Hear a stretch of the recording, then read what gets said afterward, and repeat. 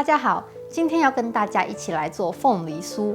凤梨酥是非常受欢迎的一款点心，在西马地区，我的一些朋友称它们为黄梨饼。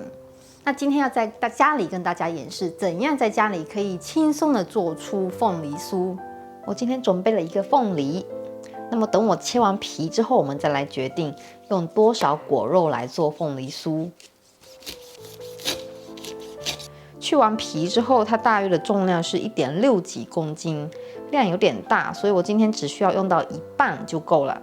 大约用到800克左右的凤梨果肉，然后我们把它切小块一些。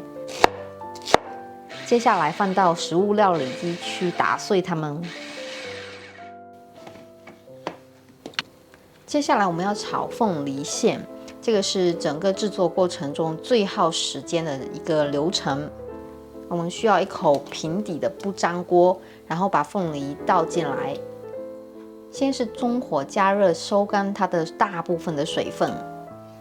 你也可以选择拿一个纱布把果肉给过滤出来，但是这样的话，同时将凤梨本身的糖分也给滤走了，那么额外就要补充更多的糖，让它达到酸甜的平衡。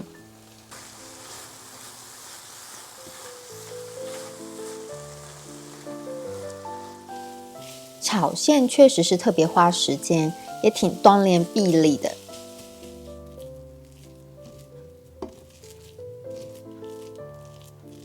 炒到有略微拉丝的这种感觉呢，颜色变得很深，我们就可以把蜂蜜放进来。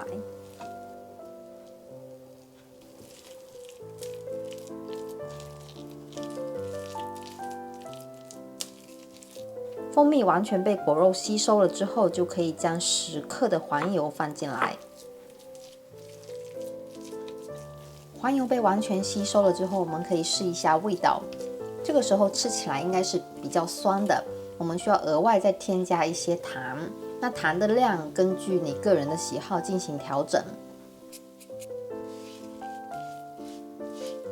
然后我们把凤梨馅盛出来，放到盘子里面。尽量平铺开，这样它散热比较快。然后等到降温之后，放进冰箱冷藏。接下来我们来介绍一下饼皮需要用到的材料：25克的玉米淀粉，100克的中筋面粉，25克的奶粉，115克的黄油，20克的糖，1个蛋黄。一点点的盐，还有1茶匙的香草精。黄油要提早放在室温内软化，将软化好的黄油放到除湿机里面。先打开低速打散黄油，然后逐渐加快速度。黄油打发到颜色有些发白，这时候可以将糖放进来。中速将糖和黄油混合后，提高速度。加速糖和黄油的融合，糖和黄油混合均匀之后，放入1个鸡蛋黄，一样也是要搅拌到蛋液和黄油完全混合在一起。鸡蛋和黄油混合均匀之后，加1茶匙的香草精，放一点点的盐，然后再次混合均匀。最后我们将所有的粉过筛，这个粉指的是奶粉、面粉和玉米淀粉，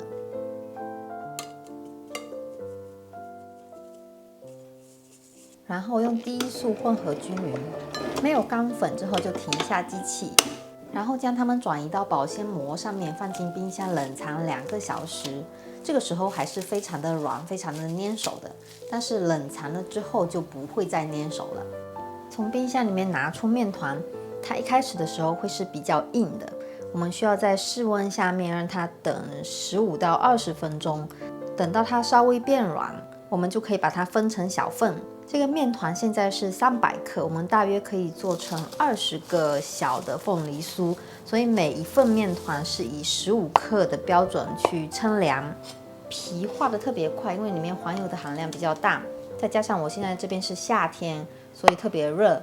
那最好的方法应该是先把它们分割好之后，然后放到冰箱再冷藏一会儿，等它凝固了之后，我们再拿起来把它搓圆。凤梨馅冷藏后会变得硬一些，方便我们操作。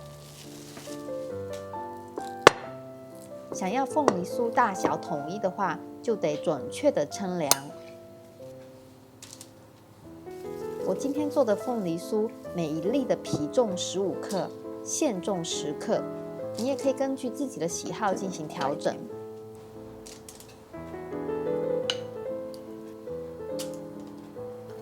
搓馅比较容易，这里搓好了20克的凤梨馅，接下来我们就可以把它们组合在一起。冰箱里面拿出稍微变硬的面团，逐个将它们滚圆。要是手心温度高，面团化得太快，可以给面团裹些面粉。全部搓圆后，如果它们变得特别软，还需要送回冷藏室，让它们凝固了才能拿出来包馅。在准备皮和馅的时候，先把烤箱打开，预热到170摄氏度。全部准备完成之后，终于要开始包凤梨酥了。准备一个烤盘，上面垫一张烘焙纸，边上准备些面粉，放些面粉在案板上，取一份面团，裹些面粉，然后捏成一个小碗状。